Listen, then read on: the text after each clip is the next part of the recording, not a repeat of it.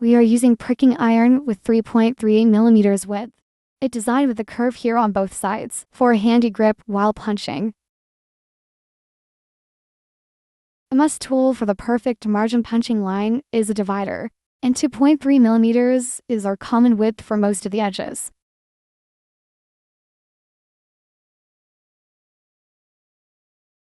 Follow the edge to crease the line, making sure the wing of the divider is correctly positioned.